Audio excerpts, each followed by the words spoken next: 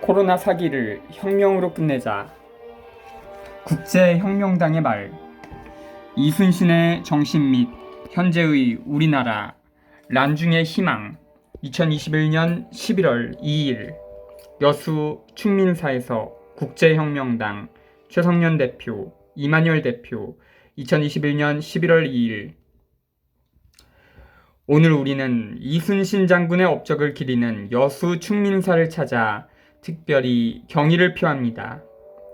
이순신은 훨씬 더 잘 훈련된 일본군에 의해 학살당하면서 사기가 꺾인 국군을 고무했고, 도요토미 히데요시가 이끄는 무사들의 침략에 맞서 한국 해안에서 1년의 용기 있는 전투를 이끈 인물입니다.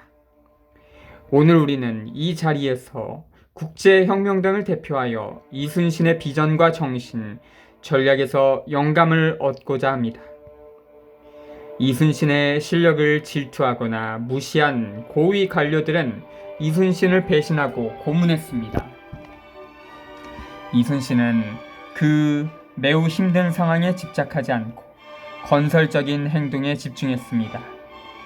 해외에서 온 무자비한 일본 무사들에 맞서 조선의 법치와 윤리적 통치를 회복하고자 한 놀라운 인물이었습니다. 그는 자신과 자신의 행동을 본보기로 삼았고, 자신이 겪은 억울함을 탓하기를 거부했기 때문에 성공했던 것입니다. 그 당시 그가 직면했던 것과 비슷한 위기를 현재 한국에서 맞이하고 있기 때문에 오늘 우리의 방문은 매우 중요합니다. 그때와 지금의 근본적인 위기는 같은 성질의 것입니다. 재정적으로 약해지고 도덕적으로 후퇴하고 과학적으로 점차 뒤처진 명나라는 자국 내 범죄자들이 판을 치도록 내버려뒀고, 국제적 마스들이 야망을 갖도록 부추겼습니다. 커져가는 혼란, 재정 파탄, 과학적 태부 속의 미국은 국내가 범죄자들에게 점령당했고, 다국적 기업들과 슈퍼리치들이 글로벌 질서를 장악할 음모를 꾸미도록 내버려두고 있습니다. 그리고 또한 16세기 조선은 명나라와 명이 세운 지구적 시스템에 대한 지적, 이념적, 경제적 의존에 너무나 익숙해져 있었습니다. 한국의 지식인들은 사대주의 때문에 눈이 멀어 명예세태를 보지 못했고 위기를 파악할 수 없었습니다. 중국의 사대부들이 북경의 기소를 피하고자 조선으로 망명 왔을 때에도 조선의 지식인들은 문제가 있음을 인식하지 않으려 했습니다. 선조왕과 주변 사대부들은 일본이 침략했을 때 자신들은 지키기 위해 일본과 비밀리 거래를 몰래하며 북쪽으로 도망했습니다. 명나라가 어떻게든 자기들을 구해줄 것이라고 기대하는 마음으로 국민들을 쉽게 버린 자기중심적 특권층으로 구성되어 있었습니다. 전략이 아닌 부정이 위기에 대한 그들의 대응 방식이었습니다. 파벌로 갈라진 선조 정권은 현재 이재명, 윤석열 등 기타 특권층 정치인들 사이에 한국에서 벌어지고 있는 무익한 정치 논란의 모습과 닮아 있습니다. 이들은 코로나19 사기의 침투로 인한 국민들의 죽음은 완전히 모른 척하고 의미 없는 담론만 되풀이하며 부자를 위한 노름을 하고 대중에게 거짓을 말하고 있습니다. 이번에는 다국적 기업 및 슈퍼리치들은 대부분의 시민들을 멸절하고 나머지는 종으로 만들려는 기술, 군벌들이 전 세계를 지배하려는 더 큰 계획을 꾸미고 있습니다. 하지만 백신으로 수백만을 학살하는 것은 너무나 미묘하며 세력 있는 자들로부터 뇌물을 받는 기업 언론과 도덕적으로 부패한 지식인들에 의해 완전히 가려져 있어 대부분의 국민들은 범죄의 규모도 가늠할 수 없습니다. 지도자 없는 임진왜란 시대하고 같은 상황입니다. 이순신 동상이 많은 한국 학교에 서 있는데 그가 마땅히 받아야 할 영웅으로서의 추대를 받는 것입니다. 하지만 그가 싸운 전투들은 정확히 묘사되지 않아 현대 한국과 그의 시대가 갖는 긴밀한 유사성, 그리고 그로부터 우리가 배워야 할 교훈들은 가려져 있습니다. 일본 침략자들에 대해 일으킨 전투에 있어서 이순신의 공로는 흔히 이순신의 전투적 용맹함과 전략적 천재성으로 표현됩니다. 이야기의 이 부분이 사실이긴 하지만 핵심은 거기에 있지 않습니다. 예컨대 일본과의 명나의 전에서 거둔 이순신의 승리는 근본적으로 명철한 전략덕이라고 할 수는 없습니다. 이순신에게 그토록 용감하고 헌신된 전사들이 없었다면 어떤 전략도 승리로 이끌지 못했을 겁니다. 시민과 긴밀한 협력이 없다면 할 수도 없었습니다. 조선 왕조가 그토록 전적으로 부패하지 않았다면 그는 그렇게 적은 무리의 선원들과 일할 필요가 없었을 겁니다. 군대의 부패가 그 전투 이전 수많은 패배를 연쇄적으로 안겨줬던 원인입니다. 그것은 기적적인 승리만이 가능한 상황을 만들어낸 패배였습니다. 조선의 애국자들에게는 그토록 불가능한 전투에 임하는 것 외에 선택의 여지가 없었습니다. 기술은 1590년대 위기에도 중요한 부분이었습니다. 일본은 우월한 검과 대포를 개발했고 일본 내 200년간의 내전 중에 포위전을 위한 전략을 발전시켰는데 이것이 전쟁 초반에 그들에게 막대한 이점을 줬습니다. 한국과 중국의 관료들이 스스로 뒤처져 있음을 인정하고 승리를 위해 일본을 흉내내게 되기까지는 수년이 걸렸습니다. 이 상황은 오늘날 미국 혹은 일본, 중국 또는 유럽의 슈퍼리치들로부터 한국이 마주하고 있는 도전들과 상당히 유사합니다.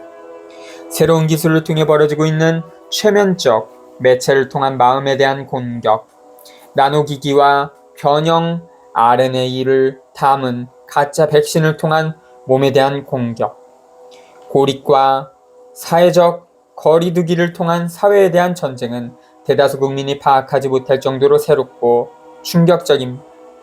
한국인들은 전쟁이 미사일, 전투기, 항공모함들로 싸운다고 잘못 생각하고 있지 그 과도하게 비싼 값이 매겨진 무기들이 주로 그들의 돈을 훔쳐서 부자들에게 주는 수단이라는 것은 모르고 있습니다. 이 새로운 전쟁의 형태에 맞서 싸우고 국내외에서 진짜적인 슈퍼리치들을 고발하기 위해 기꺼이 나서서 위험을 감수하는 시민들은 극소수에 불과합니다. 조선의 관료들은 일본인들이 일정한 규칙을 따르는 예측 가능한 전쟁을 할 것이라고 생각했습니다. 그들은 일본 무사들이 문화 주체로서의 한국을 파괴하고자 도시의 모든 주민을 죽이고 항교와 사찰을 불태우고 모든 한국 문화의 흔적들을 파괴할 준비가 되어 있다는 것을 전혀 알지 못했습니다. 같은 식으로 우리는 코로나19를 작은 정책적 문제, 의료적 실수 혹은 오해로 보려는 오늘날 고학력 한국인들 사이에서도 비슷한 부인을 보고 있습니다. 그들은 이 캠페인의 요점이 정치적, 문화적 주체로서의 한국을 완전히 파괴하고 엄청난 수의 사람들을 죽이는 것임을 깨닫지 못하고 있습니다. 우리는 이순신으로부터 무엇을 배울 수 있을까요? 우리는 적들이 비밀리에 짜놓은 전략에 대응하기를 기다릴 것이 아니라 모든 것을 의지적으로 걸고 기꺼이 적과 싸우며 주도권을 잡으려는 소조직을 조직해야 합니다.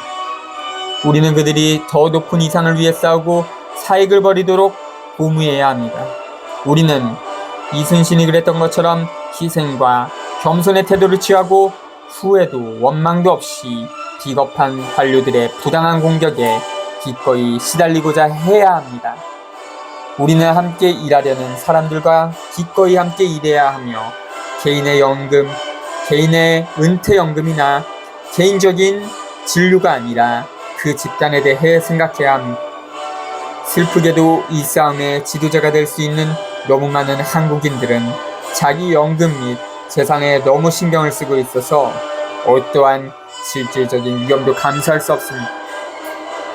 부패한 군대와 정부를 대체하기 위해 계급과 특권을 기준으로 차별하지 않고 농어민, 사병할 것 없이 서민과 긴밀히 협력하는 도덕적으로 헌신된 전문 지식인 선비들로 구성된 의병 집단을 만들어 강력한 신저항을 형성해야 합니다.